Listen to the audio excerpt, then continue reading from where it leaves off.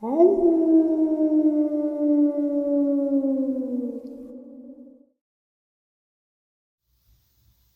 and salutation, folks. I hope everyone is still doing well, and welcome to, depending on wherever you may live, the middle of the night or early morning bonus upload.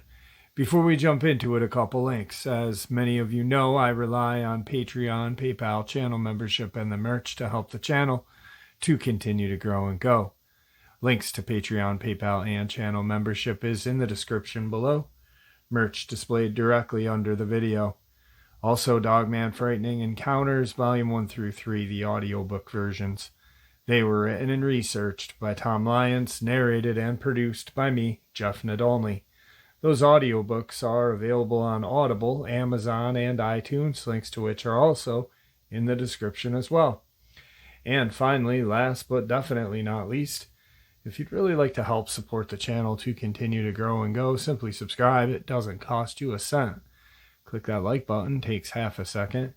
If you don't want to miss out on any of the informative uploads I put out daily, click that bell icon, and folks, please leave a comment. Why? Well, because all these things really do help the channel to continue to grow and go, and yes, folks, they definitely do matter.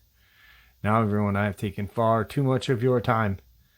Let's jump into this middle of the night or early morning bonus upload, shall we? Today's first encounter.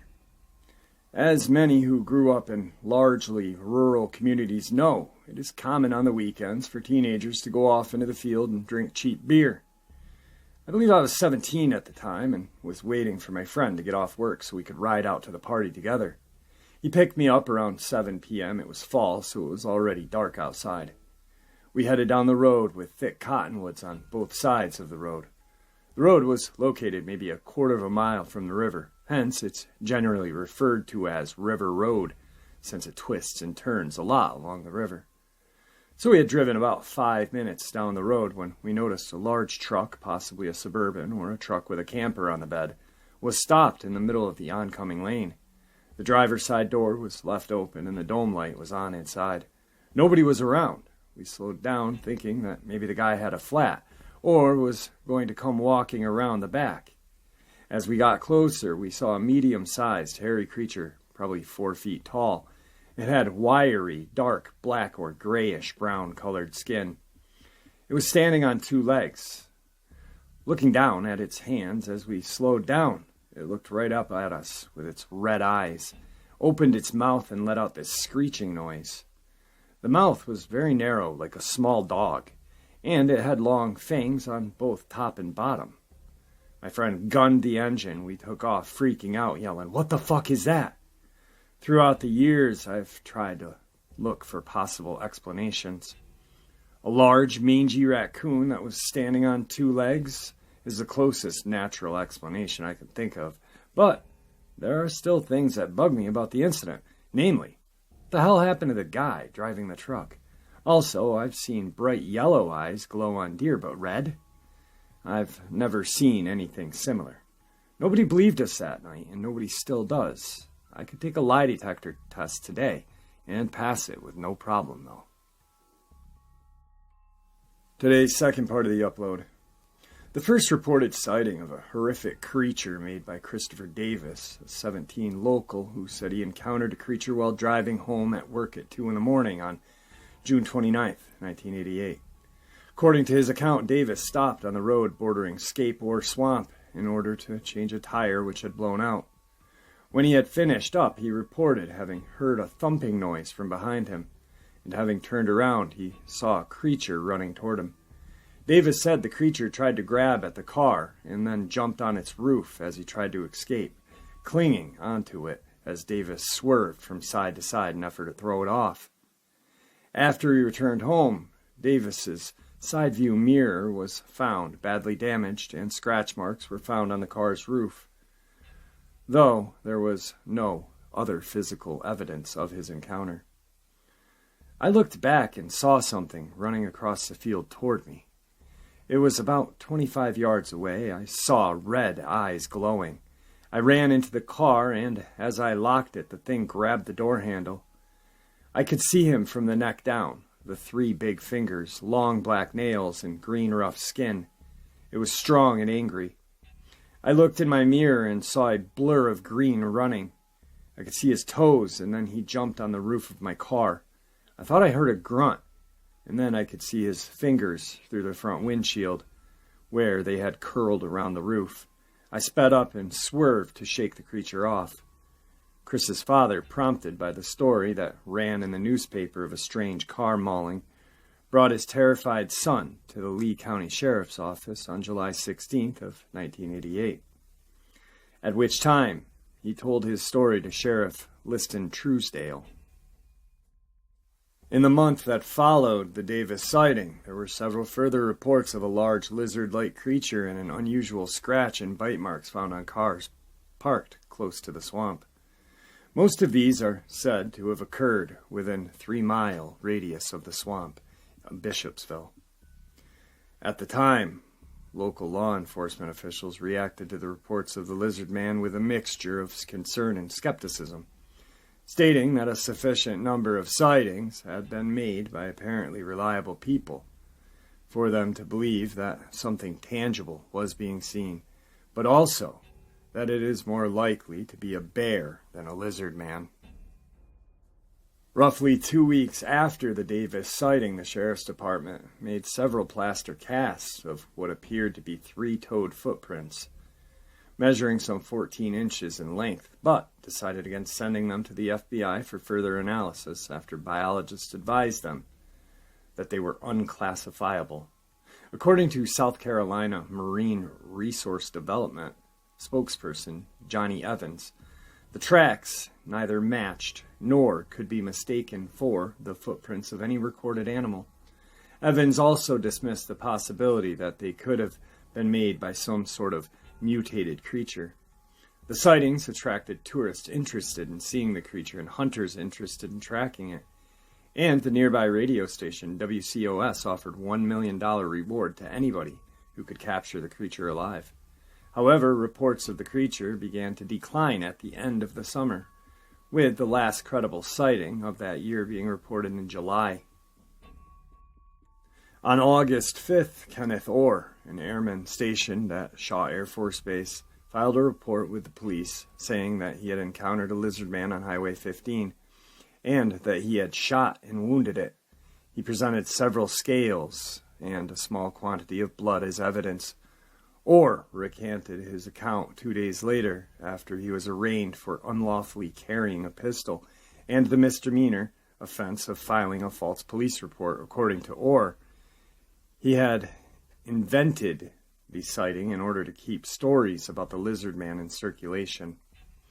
On July 30th, 1990, Bertha Blithers and her 5 children witnessed a strange creature near Scape Ore Swamp as they drove home from a restaurant in Bishopville. At approximately 10:30 at night, they crossed over the interstate and were nearly the intersection of Hickory Hill Road when suddenly a large figure appeared out of nowhere and lunged toward the passenger side of the car. In a statement given to Lee County Sheriff's Office, Bertha described the creature as being tall, wide, and having 2 arms like a human. She could only see it from the waist up, but there was no question that it was big. She was not able to make out any clear facial details in the short time it was in front of her, but she was quite sure that the body was covered in brown hair. "I've never seen anything like it before," she told the police. "It was not a deer nor a bear. It was definitely not a person either." So I covered some of this a couple days ago, but interestingly enough, we were actually had a segment of Davis speaking in regards to his encounter. What is messed up to me is Kenneth Orr. He's an airman stationed in the Air Force. He has a pistol. I'm not sure about the laws of South Carolina being able to open carry, conceal carry, or what, but in my mind and in just my ideals, he's in the service. If he's carrying a pistol, it should not be unlawful for carrying a pistol. And then creating a false police report. Well, to me, this sounds like Bishopville, or the sheriff, whoever the hell, Truesdale, is trying to cover it up. And he's being a little punk about it. I completely disagree with these charges. I think they were dropped after he made the statement that he filed a false police report and this and that. But that, again, that shows that this is a cover-up, and someone in Bishopsville, Truesdale probably, is lying, and it's probably his kid or something, who knows. But anyway, just kidding. The Blithers report is interesting because so many people have stated that the Dogman has a three-toed print. I've heard many reports. I've heard many different reports. I mean, we all have. But this is the only account that she says, or we have heard, that it was covered in brown hair. Had glowing red eyes, similar to... So, did she see a Dogman? Was this a mistaken identity for a Dogman? On all of these accounts? Honestly, who knows? But I'm kind of put off a little bit by the Blithers one, because I don't know too many reptilians that have hair. I mean, I've got a snake, and she doesn't have hair. So, I don't know. But, let's leave it up to you guys to make up your mind. Today's third encounter. Alright, this happened to me over many years, from 7 or 9 years of age till I was 18, and in 3 different places. So a little bit more about myself. I believe in the supernatural, paranormal, and other things. I love horror movies at any age, thanks to my mom, but rarely get scared. My maternal great-grandma believes that our family has this sense, a sense that we can more easily sense spirits. To her, it's something to do with our Native American ancestry. So, the first time I saw a pair of red eyes, when I was about 7 or 9, I can't really remember the age at the time. Anyway, we lived out in the plains about 10 miles from the nearest town. So, we were out in the middle of nowhere. It was a Monday night, because on Mondays my family would go shopping to the weekly grocery. On those nights, I loved to stay home and watch movies or just TV. So one night I was watching something on TV, and there was something that made me look out the window. It was dark, very dark out there.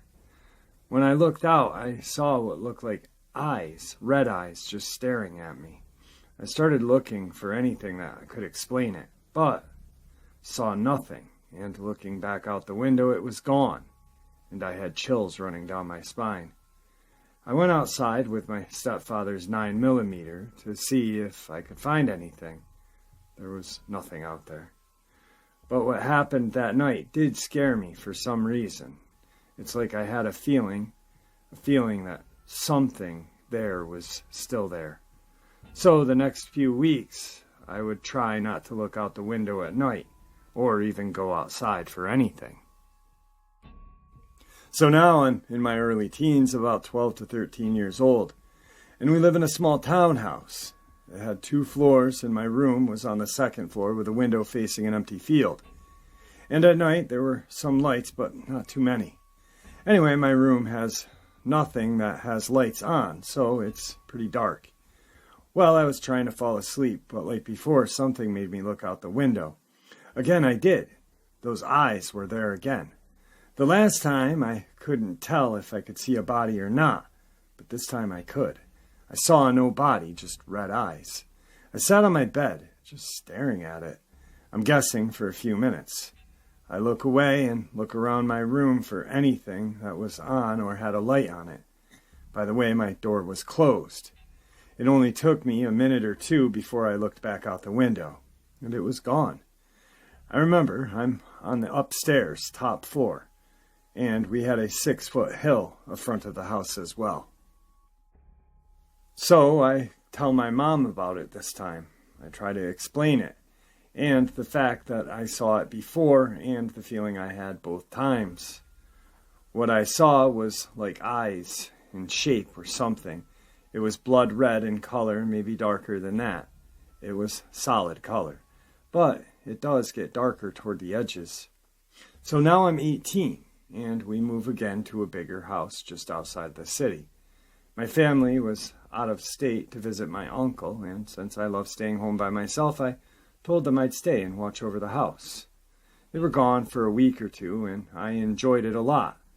But a few days after they left, it happened again, but this time it was different from the other times. See, we have dogs. My whole life we had dogs. The other 2 times, the dogs did not bark at anything. At first, because the dogs were in the back and about 500 feet or so from the house, and I had seen it in the front house. The second time, because our dogs were sleeping out in the back as well. As I was watching TV, all 4 of our dogs started barking and going crazy. The thing is, we had 2 big dogs outside and 2 small dogs inside.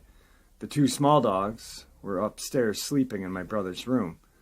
They fly down the stairs before anyone starts barking, as the big ones were barking and trying to get in. So before my neighbors called the police on me, I went and let them in.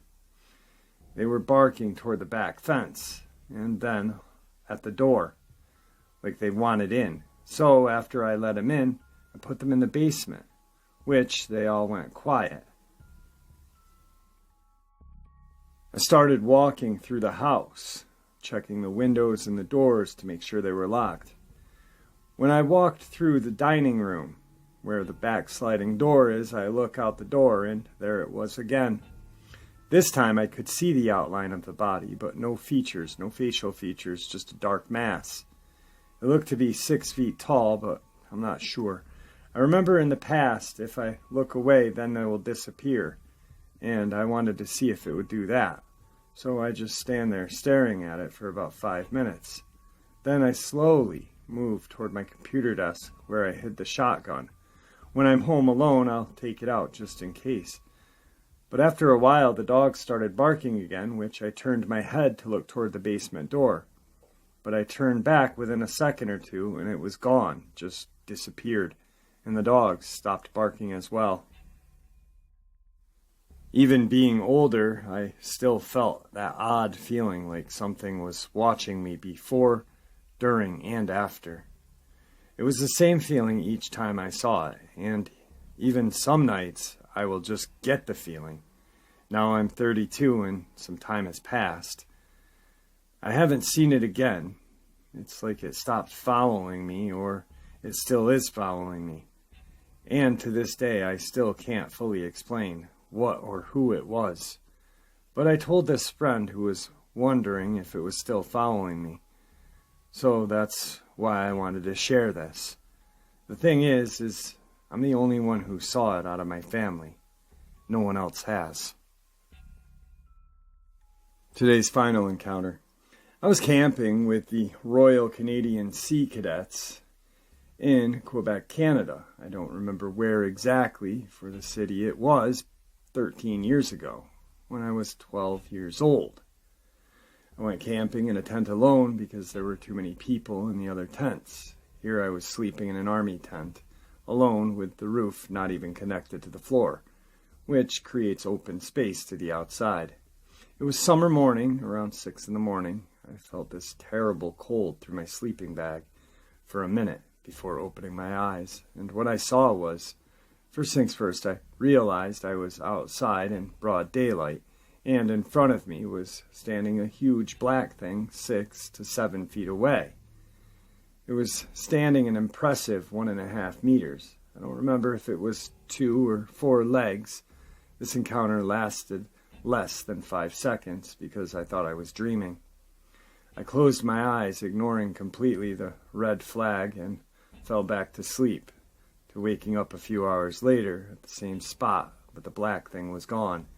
Now, to be sure I wasn't dreaming, I finally woke up and looked around me to see that I'd been dragged out of my tent a few feet away. I crawled back into the tent and fell asleep for the last time. I asked the person that was in the same tent that acted as a watcher because of my bad attitude as me if he noticed that I was gone. He replied that he pushed me to the side of the tent, but nothing else.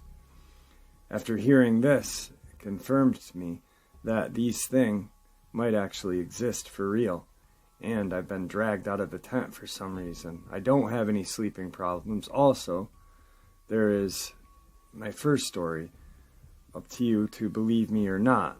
Strangely, I didn't notice any kind of cuts or slashes on my body. My second encounter, after doing a ton of research after my first encounter 8 years ago, prior to the first encounter, I went to the slope in the park Mount Royal in Montreal, watching the sundown while chugging, drinking a half a bottle without pause, down a liter of 15% wine. I was sure there was a Dogman in this park, so, like a drunk idiot, I started howling, waiting for a response, but nothing. I stayed for a few hours on the slope, waiting for night. I left by taking another trail from the one that I came from by arriving, resulting in me getting lost in the freaking cemetery in the middle of the night. I kept walking in complete darkness for at least a half an hour. I was now able to see a few meters in front of me, allowing me to walk to the road. I panicked, cried because I was drunk, and started running after seeing many tombstones everywhere. I just wanted to get out of there. 15 minutes later, I was finally out of the hellhole, just to be welcomed in a park by two red glowing eyes. I fixed these eyes for a good 20 seconds before hearing a hey. I panicked and took a sprint, still looking at these two red eyes glowing, going twice, even thrice faster than me. I don't think it was a car because the way these lights were moving was not car-like. They finally disappeared in the darkness, very far away from me. Taking my breath while making sure no one was there, I started howling again. I waited again, and there was a friggin' response. I made the worst decision to ignore the howl, and I took a quick dip in the artificial lake, losing my shoes, socks, and keys, leaving me without anything to cover my feet. Don't ask me how I managed to walk without them. I blacked out. When I'm drunk, I'm not myself, to say the least. I knew that because I reacted to every step I did on Google Map and came to this conclusion.